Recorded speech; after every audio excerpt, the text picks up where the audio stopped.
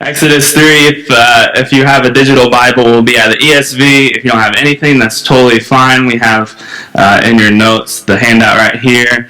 And then Amber is actually going to read the whole passage. There's just too much reading for me. So we got Amber graciously volunteered to do that. And she's going to read the whole narrative for us, and then we'll walk through it together. All right. All right, so I'm going to start from Exodus 3. Now Moses was keeping the flock of his father-in-law Jethro, the priest of Midian, and he led his flock to the west side of the wilderness, and he came to Horeb, the mountain of God. And the angel of the Lord appeared to him in a flame of fire out of the midst of a bush. He looked, and behold, the bush was burning, yet it was not consumed. And Moses said, I will turn aside to see this great sight, why the bush is not burned. When the Lord saw that he had turned aside, God called him out of the bush, Moses, Moses, and he said, Here I am. Then he said, Do not come near, take your sandals off your feet, for the place you are standing is holy ground. And he said, I am the God of your father, the God of Abraham, the God of Isaac, and the God of Jacob. And Moses hid his face, for he was afraid to look at God. Then the Lord said, I have surely seen the affliction of my people, who are in Egypt, and have heard their cry because of their taskmasters. I know their sufferings, and I have come down to deliver them out of the hand of the Egyptians, and to bring them up out of that land to a good and broad land, a land flowing with milk and honey, to the place of the Canaanites, the Hittites, the Amorites, the Perizzites, the Hivites, and the Jebusites. And now, behold, the cry of the people of Israel has come to me. And I have also seen the oppression with which the Egyptians oppress them. Come, I will send you to the Pharaoh, that you may bring my people, the children of Israel, out of Egypt. But Moses said to God, Who am I that I should go to the Pharaoh and bring the children of Israel out of Egypt? He said, But I will be with you, and this shall be the sign for you, that I have sent to you. When you have brought the people out of Egypt, you shall serve God on this mountain. Then Moses said to God, If I come to the people of Israel and say to them, The God of your fathers has sent me to you, and they ask me, What is his name? What shall I say to them? God said to Moses, I am who I am. And he said, Say this to the people of Israel, I am has sent me to you. God also said to Moses, Say this to the people of Israel, The Lord, the God of your fathers, the God of Abraham, the God of Isaac, the God of Jacob, has sent me to you. This is my name forever, and thus I am to be remembered throughout all generations. Go and gather the elders of Israel together and say to them, The Lord, the God of your fathers, the God of Abraham, of Isaac, of Jacob, and of Jacob has appeared to me, saying, I have observed you, what has been done to you in Egypt, and I promise that I'll bring you up out of the affliction of Egypt to the land of the Canaanites, the Hittites, the Amorites, the Perizzites, the Hivites, and the Jebusites, a land flowing with milk and honey. And they will listen to your voice, and you and the elders of Israel shall go to the king of Egypt and say to him, The Lord, the God of the Hebrews, has met with us, and now please let us go a 3 days' journey into the wilderness, that we may sacrifice the Lord our God. But I know that the king of Egypt will not let you go unless compelled by a mighty hand. So I'll stretch out my hand and strike Egypt with all the wonders that I will do in it. After that he will let you go. And I will give this people a favor in the sight of the Egyptians, and when you go, you shall not go empty, but each woman shall ask of her neighbor and any woman who lives in her house for silver and gold jewelry and for clothing.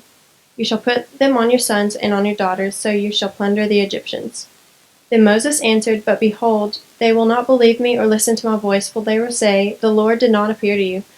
The Lord said to him, What is that in your hand? He said, A staff. And he said, Throw it on the ground. So he threw it on the ground, and it became a serpent. And Moses ran from it. But the Lord said to Moses, Put out your hand and catch it by the tail. So he put out his hand and caught it, and it became a staff in his hand, that they may believe that the Lord, the God of your fathers, the God of Abraham, the God of Isaac, the God of Jacob, has appeared to you. Again the Lord said to him, Put your hand inside your cloak. And he put his hand inside his cloak, and when he took it out, it became leprous like snow. I just lost my place, so sorry. Then God said, Put your hand back inside your cloak. So he put his hand back inside his cloak, and when he took it out, behold, it was restored like the rest of his flesh. If they will not believe you, God said, or listen to the first sign, they may believe the latter sign.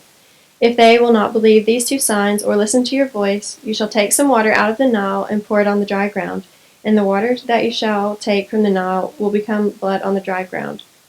But Moses said to the Lord, O my Lord, I am not eloquent either in the past or since you have spoken to your servant, but I am slow of speech and of tongue. And the Lord said to him, Who has made man's mouth? Now therefore go. Who Who has made man's mouth? Who makes him mute or deaf or seeing or blind? Is it not I, the Lord? Now therefore go, and I will be with your mouth and teach you what you shall speak. But he said, O my Lord, please send someone else. Then the anger of the Lord was kindled against Moses, and he said, Is there not Aaron your brother, the Levite? I know he can speak well. Behold, he is coming out to meet you, and when he sees you, he will be glad in his heart. You shall speak to him and put the words in his mouth, and I will be with your mouth, and with his mouth, and will teach you both what you should do. He shall speak for you and to the people, and he shall be your mouth, and you shall be as God to him. And take in your hand this staff with which you shall do the signs. Last week we left Moses in Egypt. Moses, he's been rescued out of the river by Pharaoh's daughter by the help of his sister Miriam. Moses has been raised by his own mother while the daughter of Pharaoh pays her to do it. Moses has been given to Pharaoh's daughter to be raised up under the protection of the Egyptian leadership. That's where we left him. Okay, we left him as rescued. We left him in victory. All is well for Moses in the land of Egypt. And all of that changes in a matter of 2 verses. 2 verses. So one day, Moses, he went out to check on his Hebrew brothers and sisters that were slaves in the land. And as he was surveying the work, he noticed that an Egyptian master was brutally beating one of his own. Moses bravely intervened on behalf of the Hebrew, but things turned from bad to ugly. Moses strikes down and kills the Egyptian, and then he hides the body in the sand. So we went from rescued baby Moses in 2:10 to murderer baby Moses or Moses in 2:12. Things have taken a scary turn in Egypt, but hopefully that threat is now buried. That is until Moses saw 2 Hebrews fist fighting in the land. And again, Moses bravely intervened on their behalf. He says, why do you strike your friend? And they responded, Who made you prince over us? Are you going to kill us like you killed that Egyptian? Like, I can only imagine that gut punch that this was to Moses. He assumed his problem was buried. But there were witnesses, and people were talking so much that Pharaoh catches wind, and then he sought to kill Moses. So we've entered this crisis moment in this guy's life. So two times he has tried to help his Hebrew people, and it's ended poorly. 2 times he has tried to help his Hebrew people, and now he is a wanted man. And so he flees to the land of Midian. Midian, he's the 4th son of Abraham. At this point in history, there are a people group about 285 miles outside of Egypt, south of Edom. Long story long, he falls in love and marries a lady named Zipporah. She is the daughter of a Midianite priest named Jethro. Moses finds himself in a new land with a new family, and he's working for his father-in-law as a shepherd. Life has settled down. Okay, all of the chaos and drama has been left back in Egypt. Moses can move on and start a new family in a new region. That is until this one strange event takes place in his life. So as he is tending his father-in-law's sheep near the mountain of Horeb, which is the same mountain as the Sinai, he sees a flame, and it's coming out of a bush. The flame, it's unusual because it's not consumed by by its burning. Moses is so confused that he goes to check things out. And out of the fire, he hears this voice cry out to him, Moses, Moses. And Moses responds, Here I am. This is what happens next. Look at chapter 3, verse 5. Chapter 3, verse 5 says, And then he said, Do not come near. Take your sandals off your feet, for the place on which you are standing is holy ground. And he said, I am the God of your father, the God of Abraham, the God of Jacob, the God of Isaac, and the God of Jacob. And Moses hid his face, for he was afraid to look at God. Then the Lord said, I have surely seen the affliction of my people who are in Egypt, and I have heard their cry because of their taskmasters. I know their suffering, and I have come down to deliver them out of the hand of the Egyptians and to bring them up out of the land to a good and broad land, a land flowing with milk and honey, to the place of the Canaanites and the Hittites and the Amorites and the Perizzites and the Hivites and the Jebusites. And now behold, the cry of the Lord of the people of Israel has come to me, and I have also seen the oppression with which the Egyptians oppress them. Come, and I will send you to Pharaoh, that you may bring my people, the children of Israel, out of Egypt. But Moses said to God, who am I? Who am I that I should go to Pharaoh and bring the children of Israel out of Egypt? And he said, but I will be with you, and there shall be a sign for you that has sent you. When you have brought the people out of Egypt, you shall serve God on this mountain. I want to answer 4 questions from this story. 4 questions that are obvious, but hopefully helpful for us. 4 questions that we see in the text that will help set up the rest of the book of Exodus. 4 questions that will give us clarity about God and what God is about.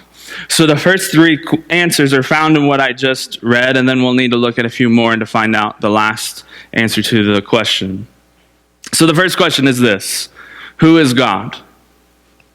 Who is God? At this point, we have no understanding of Moses' knowledge about the God of his people. So we don't know if his Levite mother and father had told him about God or not. What we do know is that God's first response to Moses is an introduction. And so God responds in verse 5. He says, take off your sandals, for the place which you are standing is holy ground. This isn't just some angel speaking to him. This is the Lord himself. And God introduces himself to Moses with this: I am the God of your father, the God of Abraham, and the God of Isaac, and the God of Jacob. And Moses is overwhelmed with fear, and he hides his face from God. So who is God?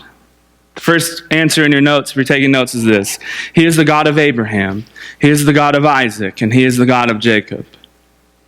Who is God? He's the God of Abraham, he's the God of Isaac, and he's the God of Jacob. God associates himself with these 3 names, but why? Why would he do that? 2 reasons. First, God made a covenant promise of blessing to each of those men. God made a covenant promise to Abraham and Isaac and to Jacob, meaning God attached his name to a promise to his people. And that would stick in the mind of Moses and for all generations to come, that God keeps his word. God keeps his promise to Abraham. God keeps his promise to Isaac. God keeps his promise to Jacob. Before God ever asked Moses to return to Egypt, he wants Moses to know that he is faithful from generation to generation. Who is God? Well, he's the God of Abraham and Isaac and Jacob. He's the God that keeps his word. He's the God that makes promises that he does not break. He's the God that will see his plan through to the end. Second reason. The second reason is answered by Jesus in the book of Matthew. Jesus, he's pressed by the Sadducees who don't really believe in the resurrection, and they're asking him all these silly questions about marriage and eternity. And this is part of Jesus' response to them in Matthew 22. It'll be on the screen. And as for the resurrection of the dead, have you not read what was said to you by God? I am the God of Abraham and the God of Isaac and the God of Jacob. He is not the God of the dead, but of the living. And when the crowd heard it, they were astonished at his teaching. See, when God tells Moses that he's the God of Abraham, Isaac, and Jacob, he's telling them that in the present tense, meaning God wasn't just their God. God is their God right now. Abraham, Isaac, and Jacob are not dead, but alive in eternity. Now, I don't think Moses understood that in that sense, but we can. We serve a God of the living, not the dead. And God's introduction to Moses reminds us of that reality, that death is not the end for those that have faith in Christ. We serve a God of the living Abraham, of the living Isaac, and the living Jacob. So who is God? He's the God of Abraham, Isaac, and Jacob. But secondly, we find out God's name in chapter 3, 13 through 14. Okay, God, So if I get back to Egypt and the Hebrew people ask me, what's his name? What am I supposed to tell them? Because if you're asking me to do this, I need some credibility if I'm going to walk back into Egypt. And God responds, I am who I am. You tell them that I am sent you. So who is God? Second answer in your notes is this. He is the God of I am. He is the God of I am.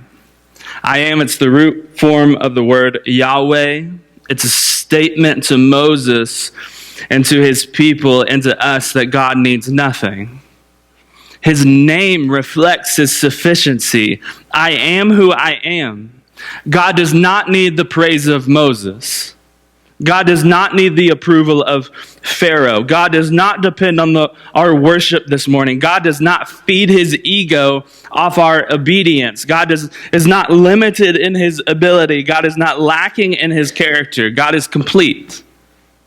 He's full. He's sufficient in all things for all times. He's Yahweh. He is who he is. I am who I am. So who's this God? Well, he's the God of Abraham, Isaac, and Jacob. I am who I am.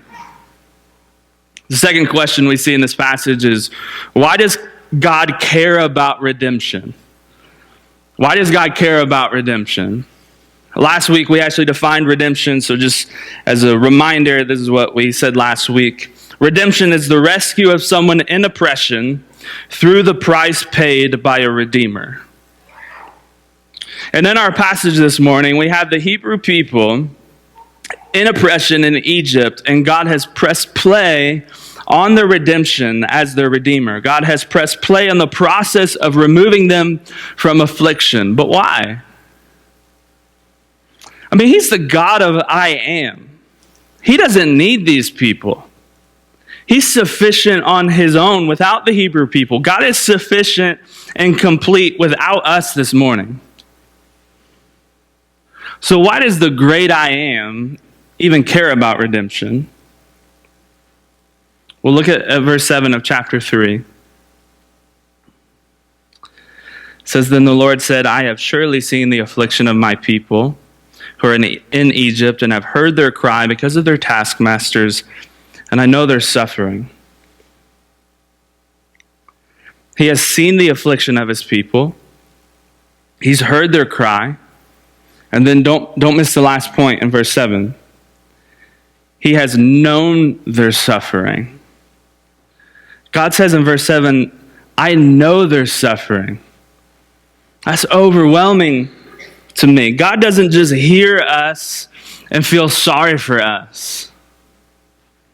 God knows the suffering of his people. God knows the suffering of the Hebrews held in captivity in Egypt. And I just want to lay this out for us this morning. God knows the suffering of those afflicted by sin. So why does God care about redemption? Because he knows our suffering is the answer to that question. God sees the way that people have treated you, and maybe even the way that you've treated yourself. God hears your tragic stories and your cries, but God does not just feel sorry for you. No, there's something far better going on here in the text. We believe in a God that knows your suffering.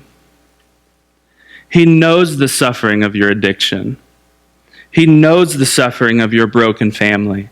He knows the suffering of your depression and your anxiety. He knows the suffering of your busted up past. And he knows the suffering of what it means to receive cutting words and betrayal. So we don't believe in a God that just feels sorry for us. We believe in a God that knows us. This is Hebrews 4:15 through 16. It says, For we do not have a high priest, this is Jesus, who is unable to empathize with our weaknesses, but we have one who has been tempted in every way, just as we are. Yet he did not sin. Let us then approach God's throne of grace with confidence so that we may receive mercy and find grace to help us in our time of need. God understands our suffering and our weaknesses. Jesus, being God, experienced this suffering without sin. Why does God care about our redemption? Because he knows our suffering. Third question in the text. How does God accomplish the mission of redemption? How does God accomplish the mission of redemption? So we understand this morning who God is, and we understand why he cares about the Hebrew people. What's he going to do about it? We know who God is. We know why he cares. What's he going to do about it? How does God accomplish the mission of redemption? Well, the answer to that is in verse 8. Look at verse 8. And I have come down to deliver them out of the hand of the Egyptians, and to bring them to a land of good, that is good and broad land, a land flowing with milk and honey, to the place of the Canaanites, the Hittites, the Amorites, the Perizzites, the Hivites, and the Jebusites.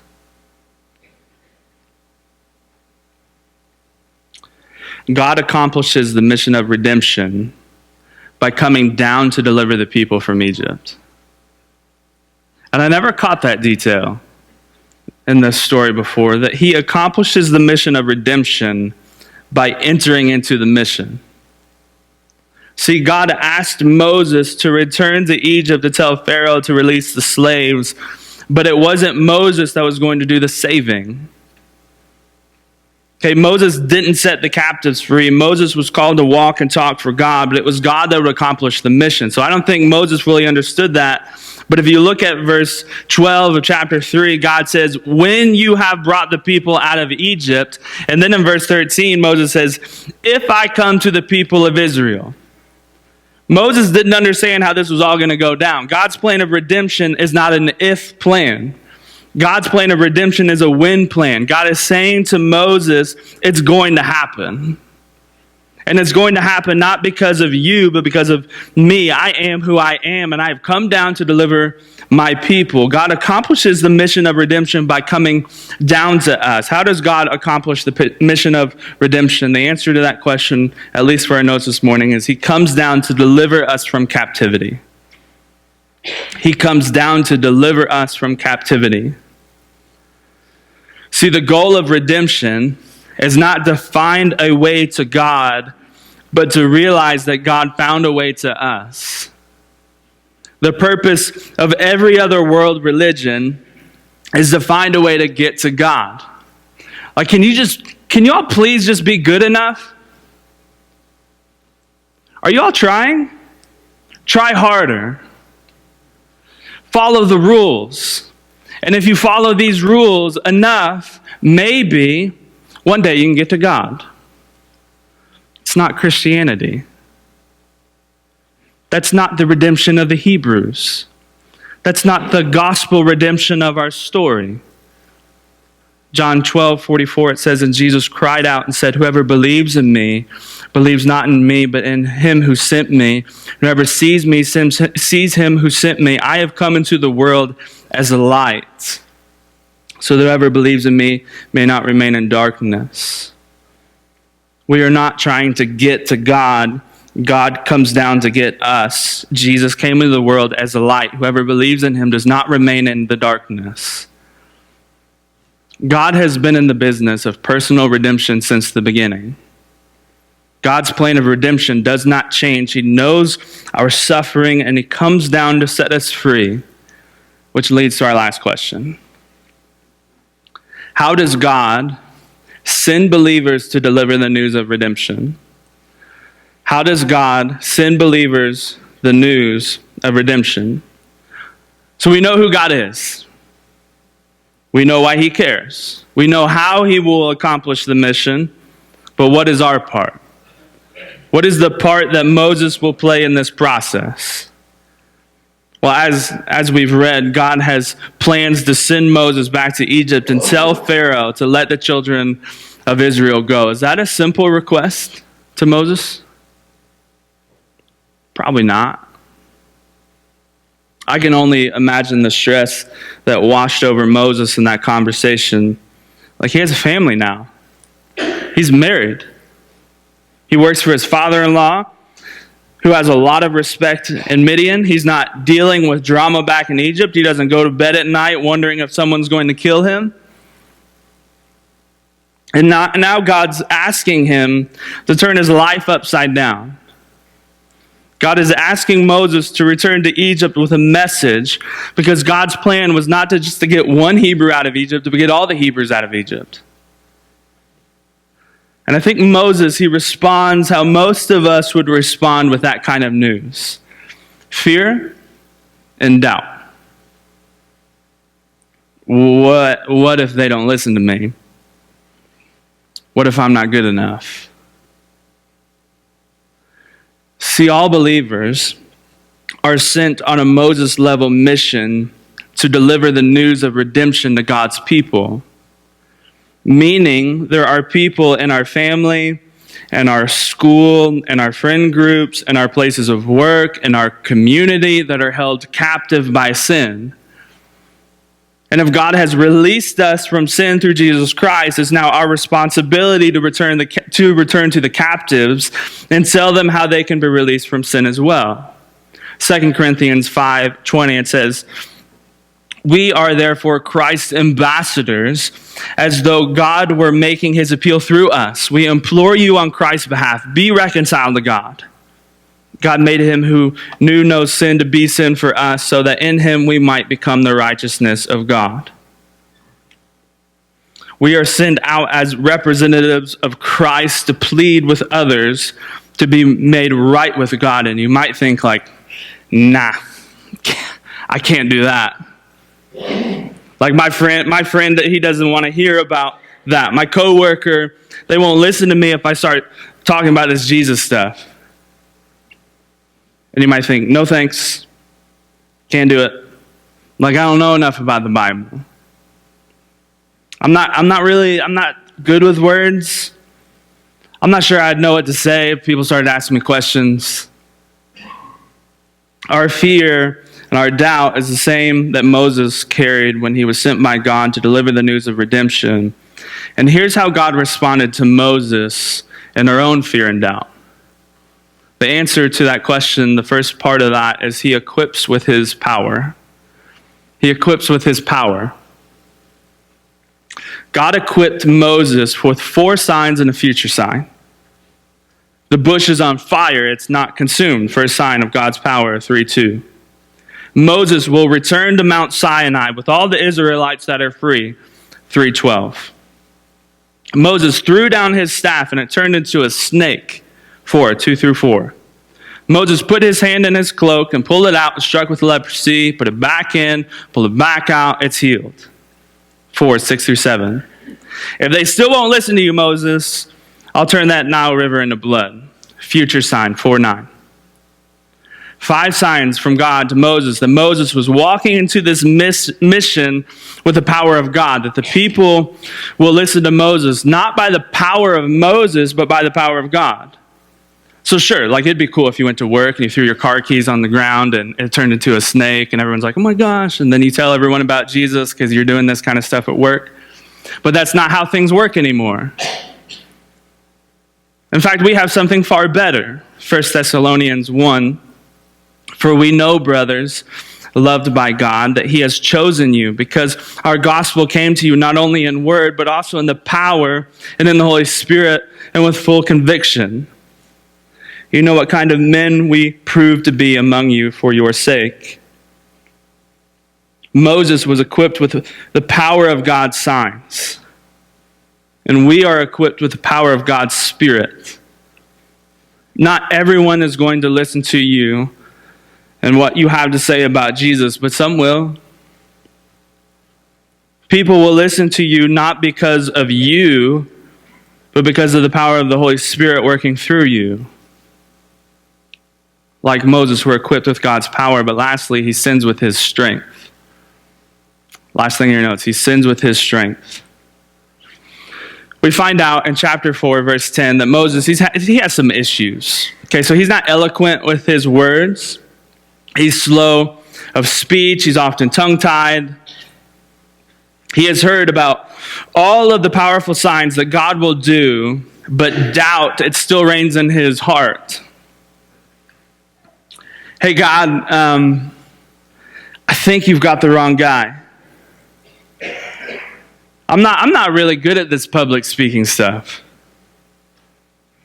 And anger and God begins to bubble up. Who made man's mouth? Who makes him mute or deaf or seeing or blind? Is not I? Go on, Moses. Go on. I'll teach you what to say. Oh, Lord, please send someone else. Like, I'm sure you know lots of people. You're God. You probably get around. I'm sure you know people. You probably got someone else that can get this done. And the anger of God, it begins to burn. Fine, your brother Aaron. He can speak for you. He's a great communicator. He's willing to do it, but you're not getting out of this. I'm still sending you to Egypt. And the question I have is, why didn't God just choose Aaron to begin with? Like, Aaron was known by God. Aaron sounded willing. Aaron's a great communicator. Aaron's already in Egypt. Why did God choose Moses instead of his brother Aaron? And I think part of the answer is to send someone in the Lord's strength and not their own. See, this mission of redemption is about the strength of God and not the strength of a man. God chose Moses knowing that he was full of fear and doubt. God chose Moses knowing that he had some glaring weaknesses, and then God sends Moses anyways. God sends us out to deliver the news of redemption in his strength and not our own. Because the truth is, you probably don't know enough about the Bible. Probably don't. Probably aren't great with your words. Probably don't have solid answers for difficult questions. You probably are not that great of a communicator. Let's be real. But in the eyes of God, you're just right for the mission, for your context. See, God doesn't just look at you and see weakness. God looks at you and sees opportunity to show off his strength. So you are sent with the strength of the Lord to your school to share Jesus. And you're sent with the strength of the Lord to your work to share Jesus. You're sent with the strength of the Lord to your family and friends to share Jesus. If we feel too weak to deliver the news of redemption, it's because we are. This isn't in our own power or strength. It is in our weakness that the power of Christ is on display. 2 Corinthians 12, but he said to me, my grace is sufficient for you, for my power is made perfect in weakness. Therefore, I will boast all the more gladly of my weaknesses so that the power of Christ may rest upon me. Senior year in high school, I took this work co-op class, which meant I went to school half the day, went to this work co-op class for a little bit, and then went to work outside of school the rest of the day, where I lifeguarded at the local pool for like 3 lap swimmers. It was a pretty great gig, okay? Anyway, one day during this co-op class, my friend Matt and I were starting to goof off and being distracted. The teacher had enough, and so he called us out on it. And part of the punishment that we had, or that he had given me, was to read this long article out of a magazine in front of the class.